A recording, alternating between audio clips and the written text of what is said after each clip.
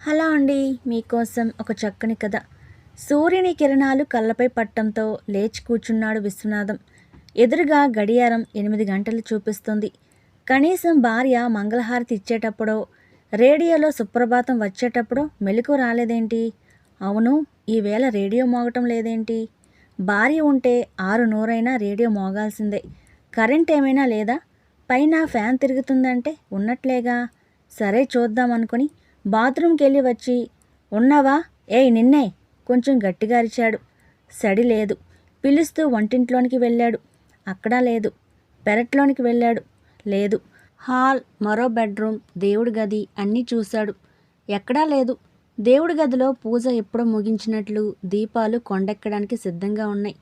మనసెందుకు కీడు శంకించింది. రాత్రి జరిగిన సంఘటన కళ్ళ ముందు తిరిగింది. ఇదిగో నీకే చెప్తున్నా, రేపు మా క్లబ్ ఫ్రెండ్స్ 5 వస్తున్నారు. చేపలు, మటన్ తెస్తాను. 10 గంటల వరకు 2-3 రకాలు రెడీ చేయి. రేపొక్కరోజు వద్దండి. శివునికి 1,00,000 పూల పూజ రేపటితో పూర్తవుతుంది. నేనే పసుపు కుంకుమ వాయనాలు ఇస్తాను. ఇంట్లో మాంసాహారం వద్దు. అదంతా ఏం లేదు. వాళ్ళ ఇంట్లో వాళ్ళు ఊర్లో లేరు, ఇక్కడికొస్తారు అంతే. నేను రేపొక్కరోజు వద్దని చెప్తున్నా కదా, కారణం కూడా చెప్పా కదా. కావాలంటే ఎక్కడికైనా వెళ్ళి పార్టీ చేసుకోండి. నేను వద్దం లేదు కదా. ఏంటి గొంతు బాగా లేస్తుంది? ఎక్కడికో వెళితే ఎవరు వండి పడతారు? హోటల్లో నుండి తెచ్చుకోండి. నాకే ఉచిత సలహాలు ఇస్తావా? అక్కడి నుండి తెచ్చుకున్నాక నువ్వెందుకు ఉండి? చెప్పింది చెయ్యి. చెంపపై ఒక్కటిచ్చాడు.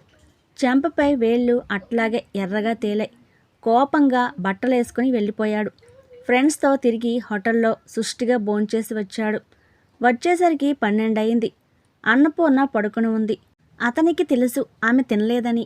అయినా అడగలేదు. గుర్రు పెట్టి నిద్రపోయాడు. అలా పడుకున్నది ఇప్పుడే లేవటం. అయినా ఇలా కొట్టడం అతనికి కొత్త ఏమీ కాదు. మరి ఎక్కడికి వెళ్ళి ఉంటుంది? బజార్కి వెళ్ళిందా? ఇంతవరకెప్పుడు ఆమె ఒక్కతి ఎక్కడికి వెళ్ళదు. కొడుకుల దగ్గరికేమైనా వెళ్ళిందా? ఏమో. ఫోన్ చేస్తే టేబుల్ పైనున్న సెల్ తీయబోతూ దాని కింద రెపరెపలాడుతూ కనిపించింది కాగితం. ఆశ్చర్యపోయాడు. నాకు పెళ్ళైన దగ్గర నుంచి మీ దగ్గర భారీగా కాక ఒక దాసిగానే బ్రతికాను. పచ్చిగా చెప్పాలంటే మీకు వండి పెట్టడానికి, మీకు సుఖాన్ని అందించడానికి ఒక పని మనిషిని కట్టం తీసుకుని మరీ తెచ్చుకున్నారు. నాకు భోజనం పెట్టినందుకు సరిపడా సేవలు మీకు అందించాను. పెళ్ళై 30 సంవత్సరాలు దగ్గరకొస్తున్నా మీరింకా మారతారని చూసిన నా ఆశ అడియాస అయింది. అందుకే నేను వెళ్ళిపోతున్నాను. నా గురించి వెదకవద్దు. మీ గౌరవానికి, పరువు ప్రతిష్టలకు భంగం కలగకుండా మీరు ఎవరికి ఏ రకంగా సమాధానం చెప్పుకున్నా నాకేం అభ్యంతరం లేదు. మీ డబ్బు నేనేమీ తీసుకెళ్ళటం లేదు. మీరు చేయించిన బంగారం కూడా ఇంట్లోనే పెట్టాను. మా అన్నయ్య రాఖీకి ఇంటికెళ్ళినప్పుడు ఇచ్చిన డబ్బులతో వెళ్ళిపోతున్నాను. నేను ఆత్మహత్య చేసుకునేంత పిరికిదాన్ని కాదు. మిగిలిన నా జీవితం నాకిష్టమైనట్లుగా గడుపుతాను. సెలవు. అన్నపూర్ణ. హతాశుడయ్యాడు శివశంకర్. ఈ రకమైన తిరుగుబాటు అతను కలలో కూడా ఊహించనిది. మౌనంగా తనకు భయపడుతూ ఒదిగి ఒదిగి ఉండే పూర్ణేనా ఇలా వెళ్ళిపోయింది? మెదడంతా ముద్దబారింది. రేపు అటు బంధువులు, ఇటు చుట్టుప్రక్కల సమాజం ఏమంటుంది? అసలింత ధైర్యం ఎక్కడి నుండి వచ్చింది? ఎక్కడికెళుతుంది? ఎప్పుడు ఆమె పదమంజీరాల మృదు మధుర శబ్దంతో, కరములుకున్న గాజులు చేసే చిరుసవ్వడితో, అలరారే ఇల్లు ఒకేసారి బిక్కుబిక్కుమంటూ దేవతలేని ఆలయంలా బావురుమంటూ కళావిహీనమై వెలవెలబోతుంది. కాగితాన్ని పట్టుకున్న చేతులు సన్నగా కంపిస్తున్నాయి. అదేంటి, ఎంతో స్ట్రాంగ్గా ఉండే తాను కేవలం భార్య లేకపోతే ఇంతలా బలహీనుడైపోయాడా? రేపు అందరికీ సమాధానం ఏమని చెప్తాడు? సెల్ మ్రోగడంతో వణికే చేతులతో తీసుకున్నాడు. నాన్న బాగున్నారా? ఒక్కసారి అమ్మకివ్వండి. ఏదో వ్రతం గురించి మీ కోడలు అడుగుతుందట. పెద్ద కొడుకు అంటున్నాడు. అమ్మా అమ్మా. మరే లేదు. ఎక్కడికెళ్ళింది? స్నానం చేస్తుందా? సరే, అరగంట ఆగి చేయనా? లేదురా, అమ్మ వెళ్ళిపోయింది. ఎక్కడికి? ఎక్కడికెళ్ళింది నాన్న? మరే ఏమో, ఎక్కడికెళ్ళిందో తెలియదు. నాన్న ఏం మాట్లాడుతున్నావు? ఎక్కడికెళ్ళిందో తెలీదా? ఏమైంది చెప్పు. మళ్ళీ ఏమైనా గొడవ పడ్డారా? రాత్రి చిన్న గొడవ. ఎప్పటి నుండి కనబడడం లేదు? ఏమైనా చెప్పిందా? మీతో ఎక్కడికెళ్తున్నానో చెప్పిందా? లేదు. పొద్దున లేచేసరికి లేదు. దీపం వెలిగించి వెళ్ళిపోయింది. అదేంటి నాన్న? తమ్ముని దగ్గరికి వెళ్ళిందేమో ఫోన్ చేశావా? చేయలేదు. నేను చేస్తాలే. అక్కడికే వెళ్ళి ఉంటుంది. వాడంటే ప్రాణం కదా. ఫోన్ పెట్టేశాడు. 5 నిమిషాల్లో మళ్ళీ ఫోన్. ఈసారి చిన్నోడి దగ్గర నుండి. నాన్నా నాన్న, అమ్మ ఏమైంది నాన్న? ఏమన్నావు నాన్న మళ్ళీ? చిన్నోడు దరిదాపు అరుస్తున్నాడు ఫోన్లో. అంటే అక్కడికి వెళ్ళలేదని అర్థమైంది. చేతి నుండి సెల్ జారిపోయింది. పిచ్చివానిలా కిందనే కోల్బడిపోయాడు. బ్రష్ అందించేవాళ్ళు లేరు, కాఫీ ఇచ్చేవాళ్ళు లేరు. షుగర్ పేషెంట్వి, తొందరగా సమయానికి టిఫిన్ తినాలని హడావుడి పడుతూ వేడివేడి టిఫిన్ ఇచ్చేవాళ్ళు లేరు. స్నానానికి నీళ్లు కాగాయని తోడేవాళ్ళు లేరు. టవలు బట్టలు అందించేవాళ్ళు లేరు. అసలు ఏం చేసినా అడిగేవాళ్ళు లేరు. ఏం చేయకపోయినా అడిగేవాళ్ళు లేరు. బయట అరుగుపై రోజు అన్నపూర్ణ అన్నం పెట్టే 2 కుక్కపిల్లలు లోపలికి చూస్తూ అరుస్తున్నాయి. రోజు జామ చెట్టు మీదకి వచ్చే పిట్టలు తమకు గింజలు వేసే అన్నపూర్ణ కనబడక అటు ఇటు తిరుగుతున్నాయి. అన్నీ ఒకటికొకటి తోడుంటే లోకంలో తానొక్కడే ఒంటరివాడైనట్లు అనిపించింది విశ్వనాథానికి. సిటీ నుంచి 2 కొడుకులు భార్గవ్, భాస్కర్లు, కోడళ్ళు, వారి పిల్లలు వచ్చేశారు. ఏమైందో అడిగారు. వెతకడం మొదలుపెట్టారు. విషయం బయటకు రాకుండా ఉండాలని నాన్నను తమతో పాటు సిటీకే తీసుకొచ్చేసుకున్నారు. వారం గడిచింది. ఎక్కడా ఆచూకీ లేదు. ఉత్తరం చూశారు. ఆత్మహత్యనైతే చేసుకోదని ఊపిరి పీల్చుకున్నారు. అయినా ఎవరికీ మనసులో లేదు. విషయం తెలిస్తే చుట్టాల్లో, ఆఫీసుల్లో ఎంత పరువు తక్కువ. అయినా అమ్మ తామంటే ఎంత ప్రాణం ఇచ్చేది. అలాంటిది తమతో కనీసం మాట మాత్రంగానైనా చెప్పకుండా ఎలా వెళ్ళింది? శివశంకర్ అయితే గడ్డం పెరిగి మౌనంగా పిచ్చివాడిలా తయారయ్యాడు. ఆమె వెళ్ళిపోవటం అతనికి పెద్ద షాక్. ఇంట్లో భార్యపై ఎలా పెత్తనం చెలాయించేవాడో అది కేవలం భార్యపై మాత్రమే, ఎవరూ పడరని అర్థమైంది. రోజు రోజుకి తనని అందరూ ట్రీట్ చేసే విధానం అతని మనసుని ఛిద్రం చేస్తుంది. అయినా అందులో వాళ్ళ తప్పేమీ లేదు. భార్గవ్ సాఫ్ట్వేర్ కంపెనీలో ఉద్యోగి, భార్య కూడా మరో ప్రైవేట్ కంపెనీలో చేస్తుంది. కాబట్టి ఇద్దరు పొద్దుటే టిఫిన్లు పెట్టుకుని వాళ్ళు తయారై పిల్లల్ని తయారు చేసి వారికి తినిపించి ఒకరిని స్కూల్లో, ఒకరిని కేర్ సెంటర్లో వదిలి హడావిడిగా వెళ్ళిపోతారు. ఆ హడావిడి బ్రతుకులకు విశ్వనాథం వచ్చేసరికి అతన్ని పట్టించుకునే తీరిక లేదు. ఏదో గోడకు పెట్టినట్లు ఫ్లాస్క్లో కాఫీ, టిఫిన్ ఇచ్చి వెళ్తుంది. వేళకు అన్నీ అమిర్చే దిక్కులేదు. బిక్కుబిక్కుమంటూ ఒక్కడు రోజంతా గడపాలి. అపార్ట్మెంట్ కావడంతో ఇరుగు పొరుగు లేరు. దుర్భరం అనిపించింది. 4 రోజులు 4 యుగాలుగా అనిపించింది. ఉండలేక చిన్న కొడుకు భాస్కర్ వచ్చి తీసుకెళ్తానంటే అక్కడికి వెళ్ళాడు. ఇక్కడ కూడా కొడుకు పొద్దున్న 7 గంటలకల్లా ఆఫీస్కి వెళ్ళిపోతాడు. చిన్న పాపను కేర్ సెంటర్లో వదిలి స్కూటీపై 9 గంటలకు కోడలు యూనివర్సిటీకి వెళ్ళిపోతుంది.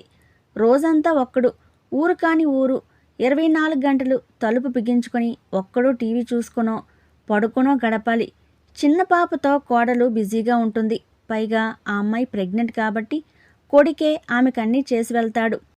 ఆమె, మామయ్య మీకేం కావాలన్నా చేసుకోండి, టిఫిన్ ఉంది, భోజనం తయారు చేశాను, కాఫీ కావాలంటే పెట్టుకోండి అని అన్నీ చెప్పి వెళ్తోంది.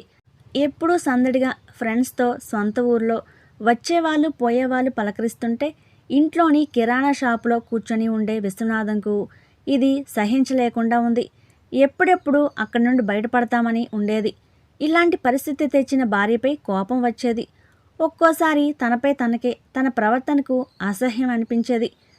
ఆమె తనను నొప్పించక ఎంత బాగా చూసుకున్నది. అక్కడున్న 10 రోజులు 10 యుగాల నడిచాయి. అంతకుముందు పిల్లల ఇండ్లలోకి వచ్చినా అప్పుడు ఎప్పుడైనా భార్యతో కలిసే వచ్చేవాడు. కాబట్టి ఇంట్లో లాగానే అన్నీ భయపడుతూ వేలకు అందించేది. ఇక్కడ కూడా క్షణం ఖాళీ లేకుండా వడియాలు పెట్టడమో, అల్లం వెల్లుల్లి గ్రైండ్ చేయటమో, ఏవైనా జంతికలు చేసి పెట్టడమో, అంట్లు కడగటమో, బట్టలు ఆరేయటం, మడత పెట్టడం, ఇలా అన్నీ చేసేది.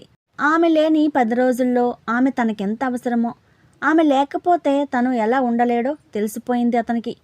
ఇలా ఎంతకాలమో అర్థమవలేదు. ఆ రోజు ఆదివారం కావటంతో అంతా ఇంట్లోనే ఉన్నారు.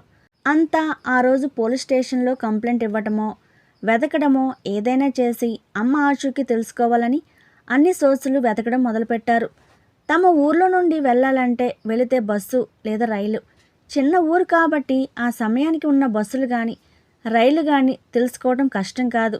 అయితే ముఖ్య సమాచారం అక్కడి చాకలాయన ద్వారా తెలిసింది.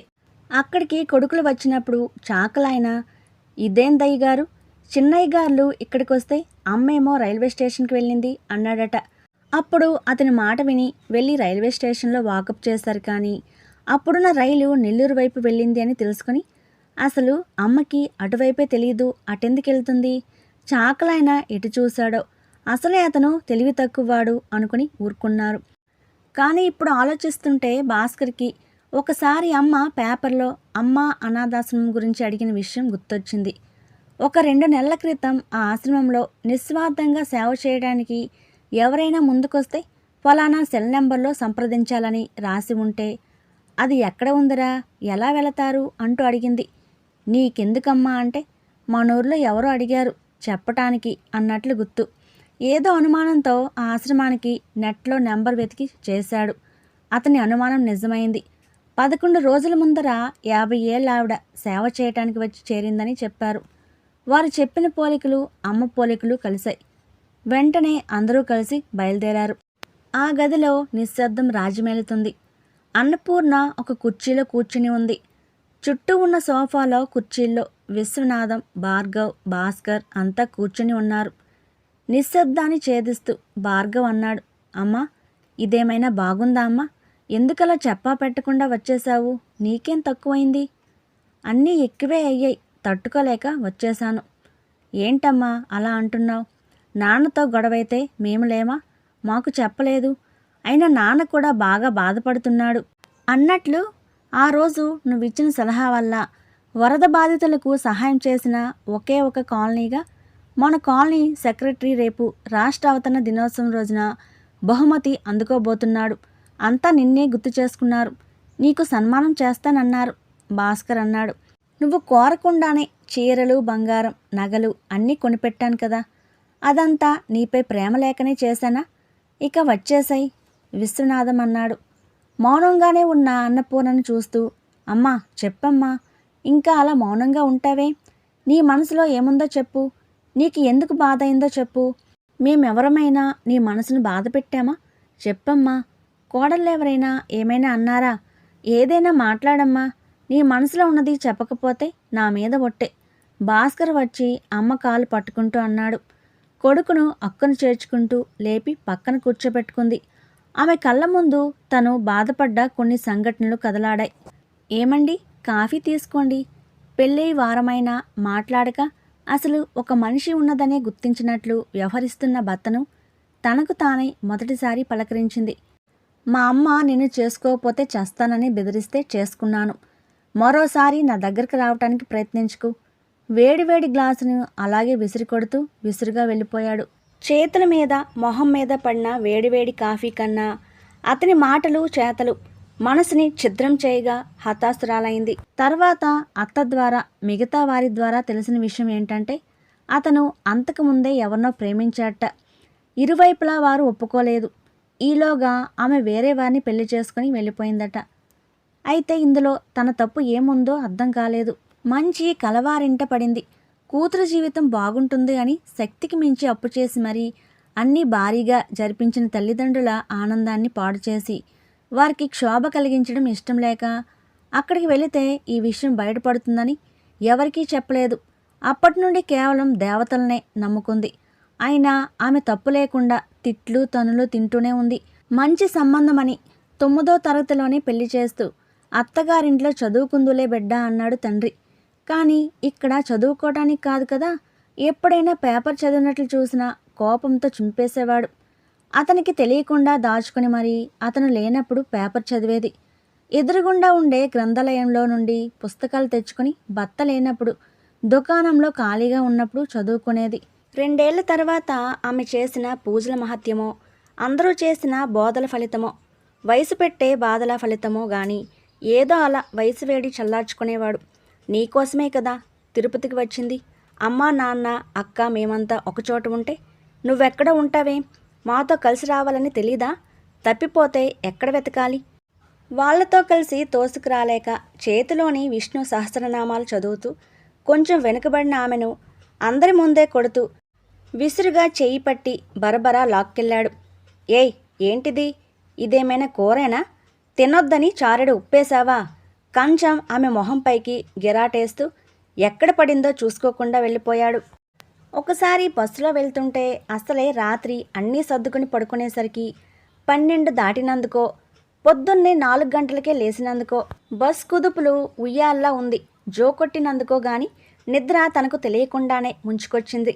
నిద్రలో తల వంగి అతని భుజంపై వాలిందేమో. తలను విసురుగా నెట్టేస్తే వెళ్ళి బస్ కిటికీకి తగిలింది. దెబ్బకు తల మొద్దుబారింది. ఒక్క క్షణం గుండె ఆగింది. నిద్రలో ఈ అనుకోని పరిణామానికి అంతా ఇలా చెప్పుకుంటూ పోతే కోకొల్లలు. తాను అనుభవించిన నరకం అంతా ఇంత కాదు. ఇప్పటికీ అతను ఇంట్లో ఉన్నాడంటే భయమే.